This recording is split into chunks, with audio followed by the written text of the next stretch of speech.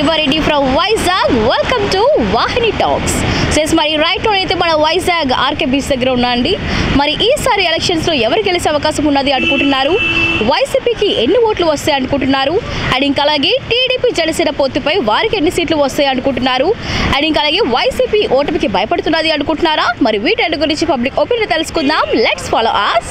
మరి వచ్చే ఎలక్షన్స్ లో ఎవరు సీఎం అవ్వచ్చు అనుకుంటున్నారు? ఎవరు సీఎం అనే దానికంటే పవన్ కళ్యాణ్ చంద్రబాబు నాయుడు వస్తే మంచిది అనిపిస్తుంది. సో ఎందుకు పవన్ కళ్యాణ్ చంద్రబాబు కావాలి అనుకుంటున్నారు? బాగాలేదు కాబట్టి. సో ఏం బాగాలేదు అంటారు? మాకైతే ఏం బాగా అనిపించింది. మీకైతే ఏం బాగాలేదు అనిపిస్తున్నది. సో ఓకే, మీరు చెప్పండి. టీడీపీ జనసేన వీళ్ళిద్దరూ అయితే పొత్తు అయితే జరిగింది. సో సీట్లు ఎన్ని వస్తాయి అనుకుంటున్నారు? ఖచ్చితంగా మ్యాజికల్ ఫిగర్ దాటుతుంది. సో ఇంత ముందు కన్నా ఎక్కువ వస్తాయి అంటారు? ఇంతకు ముందు కన్నా ఎక్కువ వస్తే మ్యాజికల్ ఫిగర్ దాటి ఖచ్చితంగా వన్ సైడ్గా గెలుస్తారు. ఇక వైసీపీకి ఎన్ని సీట్లు వస్తాయి అనుకుంటున్నారు? వస్తే 30 ఎన్నో వస్తాయేమో. అంతే అంటారా? ఎక్కువ రావంటారా? ఎందుకు సీట్లు రావు అనుకుంటున్నారు మీరు? ఇప్పుడు మంచి నాయకులు లేరు వాళ్ళ దాంట్లో. అసలు ఈసారి ఎన్నికల్లో బలమైన నాయకులు ఎవరు అంటారు? ఖచ్చితంగా చంద్రబాబు నాయుడు పవన్ కళ్యాణ్. ఖచ్చితంగా వాళ్ళిద్దరే అంటారు.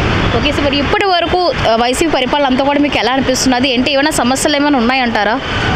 అసలు రాజకీయం వచ్చలేదు తెలియదు, అలా అనిపిస్తుంది. అలా అనిపిస్తున్నది. ఎందుకు అలాగ అనిపిస్తున్నది? ముందు వాళ్ళు చూసాం కదా, వాళ్ళు రాజకీయంగా కొద్దిగా బాగానే చేశారు. కొన్ని చేసినా ఏదోటి తప్పులు చేసినా ఒక రాజకీయ నాయకులు ఉండేవారు. రాజకీయ నాయకులు లేరు. సో ఈసారి వైసీపీ జగన్మోహన్ రెడ్డి గారిపై సో ఈవెన్ షర్మిల గారు కూడా మళ్ళీ అపోనెంట్ అవ్వడం జరిగింది.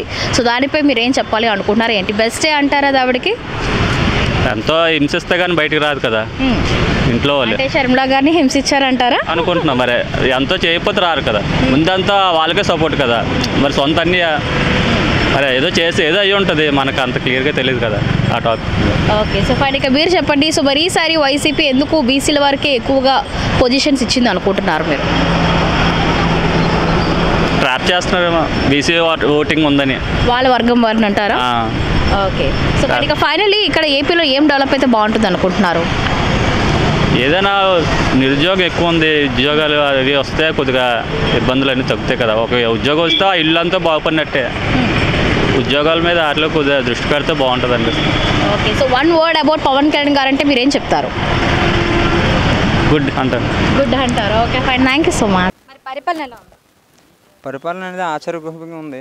అంటే ఏదో జరిగిపోతుంది, ఏదో జరిగిపోయిన విధంగా ఉంది.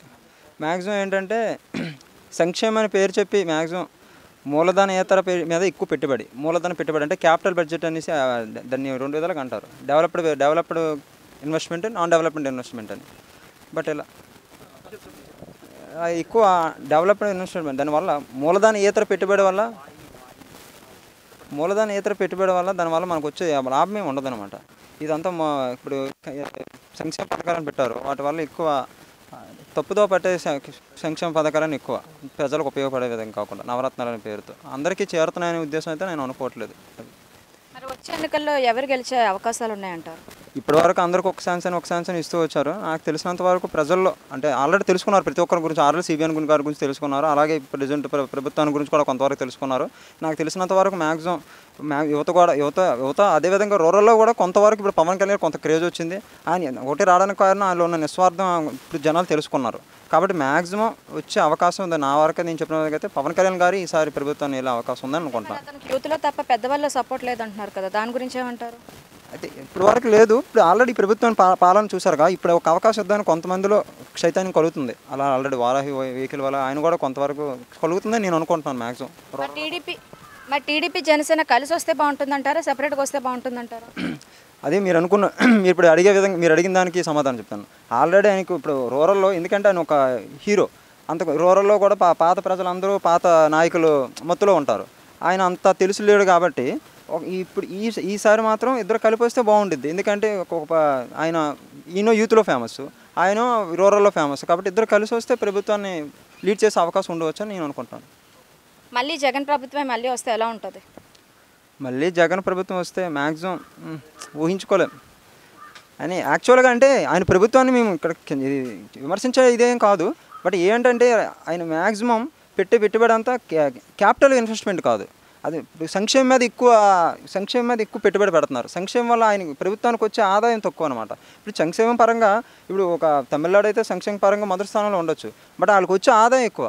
అలాగే తెలంగాణలో కూడా సంక్షేమ పరంగా పెట్టవచ్చు, సంక్షేమ పరంగా వాళ్ళకి వచ్చే ఆదాయం మనకి ఇక్కడ వచ్చే ఆదాయం లేదు. రాష్ట్రంలో ఆదాయం తక్కువ, సంక్షేమం మీద ఎక్కువ. ఇవన్నీ ఓటుకు అది ఒక విధంగా తప్పుతో పడతాయని అనుకుంటున్నాను మ్యాక్సిమం. ఈ వీడియో కనుక మీకు నచ్చినట్లయితే లైక్ చేయండి, షేర్ చేయండి. మరిన్ని వీడియోస్ కోసం మా ఛానల్ని సబ్స్క్రైబ్ చేయండి. మీ అభిప్రాయాలు మాకు కామెంట్స్ రూపంలో చెప్పండి. మరిన్ని వీడియోస్ కోసం మా ఛానల్ని సబ్స్క్రైబ్ చేయండి.